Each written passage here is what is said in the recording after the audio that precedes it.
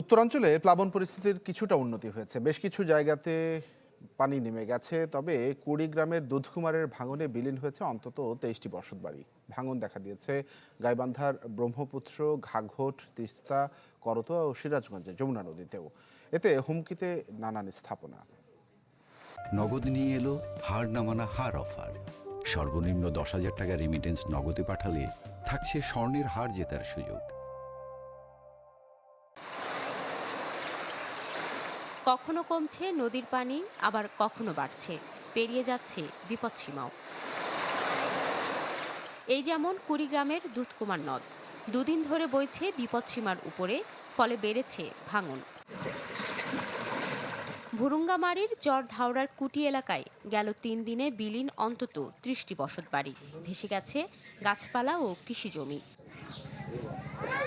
আতঙ্কে অনেকে সরিয়ে নিচ্ছেন সহায় সম্বল। অভিযোগ, পানি উন্নয়ন বোর্ড কিংবা প্রশাসন থেকে মেলেনি কোনো সহায়তা। বিভিন্ন ধানের বীজ ক্ষেত, এগুলো তো পানিতে তলিয়ে যাচ্ছে, অনেক ধানের বীজ নষ্ট হয়ে যাচ্ছে। যে বাপের ভিডিও মারি যেটা সেটা তো গেছে, নিজে একটু কিনে বাড়ি করছে, এটা আমার থাকবে না, এটা বোধহয় চলে যাবে। অনেক বাড়িঘর ভেঙে নিয়ে গেছে, মানুষের গাছগাছালি, ঘর বাড়ি কেউ আটকাতে পারছে, কেউ পারে নাই, সব নদীতে নিয়ে গেছে। গাইবান্ধায় বিভিন্ন নদ নদীর পানি বৃদ্ধির সাথে সাথে দেখা দিয়েছে ভাঙন। আবাদি জমি, বসতভিটা সহ বিলীন হয়েছে বিভিন্ন স্থাপনা। ভাঙি বিলিং হয়ে গেল, বুঝছেন। এখানে সরকার কোনো অনুদানের আওয়া নিচ্ছে না বাড়িঘর দুয়ারের। নদী ভাঙিয়ে শেষ হয়ে গেল, বাড়িঘর বিলীন হয়ে গেল। তবে কমতে শুরু করেছে তিস্তার পানি। লালমনিরহাটে প্লাবিত এলাকা থেকে পানি নামায় দুর্ভোগ কমেছে কিছুটা। বাড়ি ঘর দর, মানুষের চাষাবাদ নষ্ট হয়ে যায়। আমরা এটা থেকে মুক্তি চাই। ধান তলে আছে, চাষা কষ্ট শেষ এই তিস্তার পানিতে।